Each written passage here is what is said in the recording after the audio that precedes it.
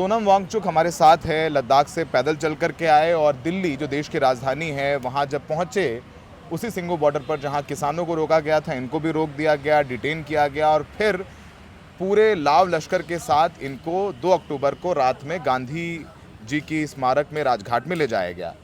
सोनम जी, आप कहते हुए आए, चलते हुए आए, वीडियो बनाते हुए आए, आज मैं यहाँ हूँ, ये यहाँ हूँ, जिनके पैरों में छाले और मुंह में मुस्कान होगी, तेरे चाहने वाले होंगे, सब बताया आपने बहुत प्यार से। जब दिल्ली के बॉर्डर्स पर आपको रोका गया तो थोड़ी सी कोफ्त हुई कि मैं अपने देश की राजधानी जाना चाह रहा था और मुझे रोक रहे हैं?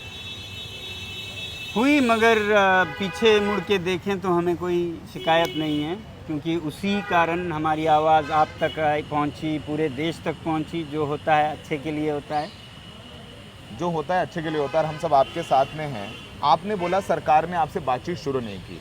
अपने दर्शकों को हम लगातार आपके बारे में बताते रहें कि आप किस 6 शेड्यूल की मांग कर रहे हैं। आप चाहते हैं कि जो आप लोगों की पवित्रता है, जो आप लोगों की सैंक्टिटी है, जो आप लोगों के आदिवासी लोग हैं, सब लोग आप लोग सुरक्षित रहें, और सरकार ने आपसे वादा किया था।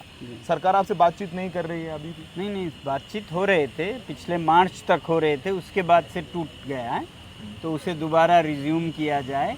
और जो 6वां शेड्यूल उन्होंने वादे लिखित में किए थे, चुनावी घोषणा पत्रों पे नंबर 1 पे हैं, उन पर अमल हो, बस वो पीछे ना हटें। उनके लोगों से जब हम बात करते हैं, बोलते हैं कि 6 शेड्यूल जो है अगर हम आपको दे देंगे फिर और चीज़ें मांगेंगे और लेह लद्दाख बहुत हमारे लिए इम्पोर्टेंट है चाइना को देखते हुए। ये सब सारी बातें पीछे से बोलते रहते हैं वो लोग। आप थोड़ा खुद सोचिए, ये बोलने का समय तब था जब वो मैनिफेस्टो में लिख रहे थे। मैनिफेस्टो में जब नंबर 1 पे लिख रहे थे तब सोचना था ना, अगर गलत होता तो। अगर तब ठीक था तो अभी भी ठीक है। समझ रहे हैं आप? सोनम वांगचुक क्या करेंगे आप समझ रहे हैं? मैं समझ गया। वादा जो पूरा ना हो न कीजिए, जो किया है पूरा कीजिए। मुझे लग रहा है शायद उन्होंने वादा खिलाफी की। बीजेपी की सीट थी ले, और वो वहाँ से इस बार लोकसभा चुनाव हार गए, इंडिपेंडेंट जीते हैं, और वो भी आपके साथ जो आपकी मांग है 6 शेड्यूल की, उसमें आपके साथ नज़र आ रहे हैं। तो बीजेपी ने उसका लोकतांत्रिक तौर पर चुनाव में तो खामियाजा भुगता ही है। सोनम वांगचुक, अब क्या करेंगे आप? सरकार अब आपसे बातचीत नहीं कर रही है। नहीं, हमारी उम्मीद है। हमने कल राजघाट पर जाते हुए दूसरा हमारा था कि हम देश के शीर्ष नेताओं से मिलें। गृह मंत्रालय ने हमें पूरा आश्वासन दिया है कि आज शाम तक वो अपॉइंटमेंट हमारे बताएंगे। हमें उम्मीद है वो करेंगे, नहीं करें तो फिर मजबूरन हमें फिर अनशन पे जाना होगा। शाम 5 बजे तक का वक्त दिया था और 5 तो बज गए हैं और अभी तक कोई तो आपसे बातचीत पता करेंगे, आप अगर फुर्सत देंगे तो। नहीं आई कॉल, मेरे को पता है आपको कॉल नहीं आई है। अच्छा, तो अब क्या सोनम वांगचुक अनशन करेंगे? ऐसा ही है। अगर नहीं वो हमारी फरियाद भी सुनने को तैयार नहीं है तो कहते हैं बच्चे को रोना होता है अगर माँ भूल जाए दूध देना। कब से अनशन होगा अगर करते हैं तो आप?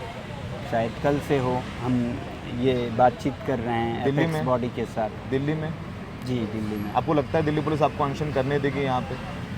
अनशन करना तो कोई जुर्म नहीं है, बापू ने भी किया था और हम बापू के ही रास्ते पे वो सब कर रहे हैं जो बापू ने किया था।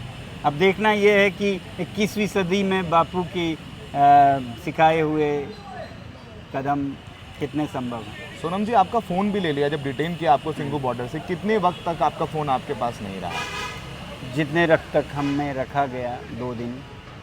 और अभी भी हम लोग कल कोशिश कर रहे थे आपसे बातचीत करने के लिए लद्दाख, यहाँ हम लोग जम्मू कश्मीर हाउस में लद्दाख भवन में आके आपको मीडिया से इंटरेक्शन के लिए अलाउ नहीं कर रहे थे। क्या भी सच है? कुछ रिस्ट्रिक्शंस थे, अनौपचारिक शायद थे।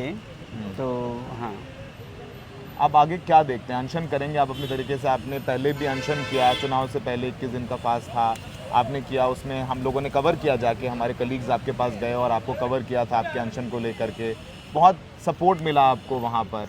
आपको लग रहा है कि दिल्ली में वो सपोर्ट मिल रहा है आपको? तमाम सिविल सोसाइटी के लोग हैं जो आपके लिए ट्वीट कर रहे हैं, इंस्टाग्राम पे लिख रहे हैं, यंगस्टर्स आपके साथ आ रहे हैं। तो कर रहे हैं ना, बहुत कर रहे हैं। सर, हमारे माध्यम से क्या अपील करना चाहेंगे जो आप लोगों को देख रहे हैं लोग, और खासकर युवा? जी, तो हम कहेंगे कि आप हमारी आवाज़ में आवाज़ मिलाइए। इसलिए नहीं कि आप लद्दाख की मदद कर रहे हैं, इसलिए कि आप अपनी मदद कर रहे हैं और देश की मदद कर रहे हैं, क्योंकि हमारी मांगे लद्दाख के अकेले की नहीं है, देश की है।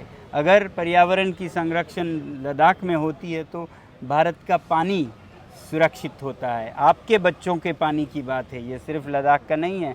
पूरा उत्तर भारत हमारे हिमालय के पर्वतों पर, ग्लेशियर्स पर टिका है, तो उसकी मांग कर रहे हैं, ये आपकी मांग है। अगर हम वादों को याद दिला रहे हैं तो वो सत्य की पुनर्स्थापना की बात कर रहे हैं, सत्य की।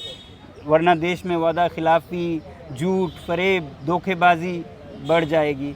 तो सच्चाई को बचाने में आप हमारी समर्थन कीजिए, हमारी नहीं, आपकी, देश की। वैसे ही हम लोकतंत्र की पुनर्स्थापना की मांग कर रहे हैं। वो आपके भी आदर्श होने चाहिए कि आखिरी नागरिक भी लोकतंत्र से वंचित ना हो। तो आपकी आवाज़ भारत की आवाज़ बने। मुझे पता आपको जाना है, लेकिन एक सवाल याद आ गया, मैं चाहता हूँ इसका जवाब जी, दें आप। जी। लद्दाख की पॉपुलेशन बहुत कम है, जी बहुत बड़ा वोट बैंक नहीं है, जी। तो क्या आपको लगता है कारण है कि आपसे जो वादा किया नहीं पूरा किया जा रहा है क्योंकि आप वोट बैंक में वो शामिल नहीं, उनको लगता है कि इतना सिग्निफिकेंट नहीं है? जो पहला आपने सवाल किया कि पूरे भारत की, पूरे दिल्ली की जनता हमें समर्थन कर रही है, तो हम बहुत बड़े वोट बैंक हैं। Thank you Sonam ji, thank you. Ladakh की जनता अकेली नहीं है, पूरा देश हमारे साथ है, तो ये बहुत बड़ा एक वोट बैंक है।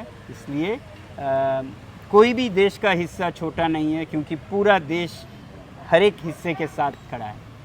So thank you so very much हमसे बात करने के, thank you so very much. Thank you.